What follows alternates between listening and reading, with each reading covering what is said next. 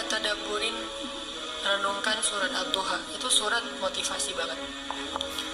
A'udzu billahi minasy syaithanir rajim.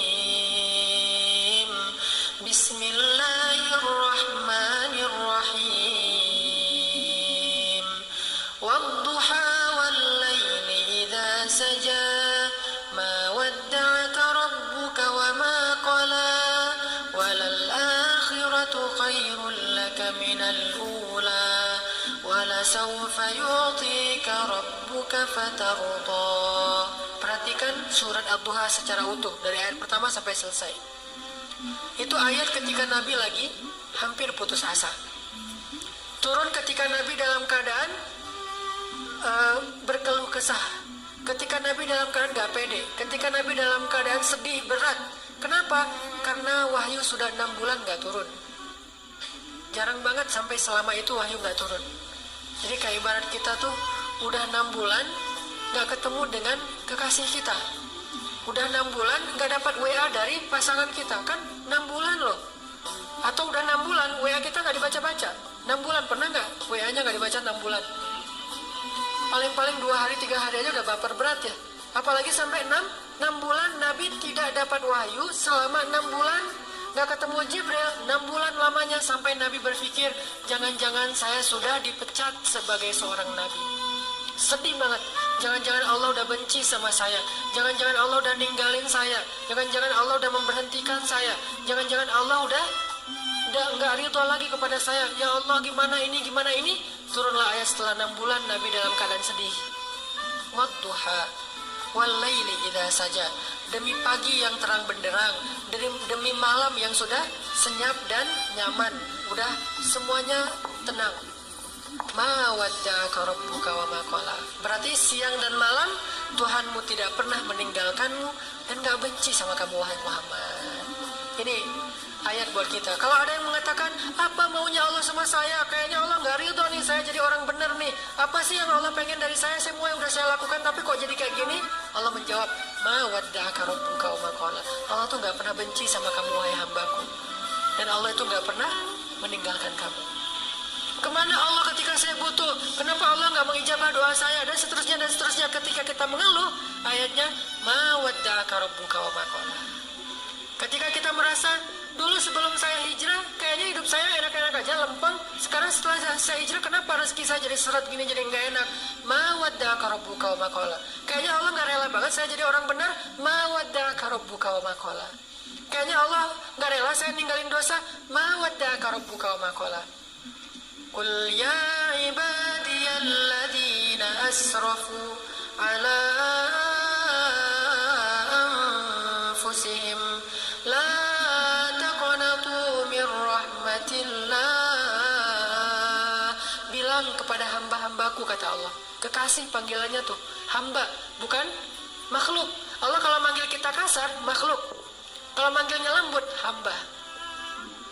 Kita nggak bisa lebih dari itu. Kalau dipanggil lebih dari itu tuh Rasulullah. Kalau kita panggilan paling lembut, wahai hambaku. Bahkan Nabi Muhammad juga kadang dipanggil hamba. Subhanalladzi asra bi'abadihi, hambanya Allah. La taqnatu min rahmatillah. Jangan berputus asa dari rahmat Allah.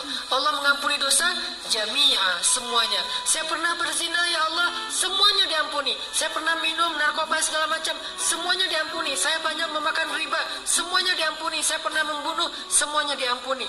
Saya pernah syirik, saya pernah melakukan hal-hal yang perdukunan atau datang ke dukun. Jami'a, tidak ada dosa yang tidak diampuni oleh Allah. Falimal yas. Terus kenapa berputus asa? Ini ayatnya, ma wadda'aka rabbuka wa ma qala. Walal akhiratu khairul laka minal ula. Kalau kita mengeluh tentang dunia, kok hidup gini-gini amat ya, kok setiap hari kok susah, kok gini, kok gitu. Walal akhiratu khairun laka minal ula. Tenang aja, dunia itu emang sifatnya kayak gitu.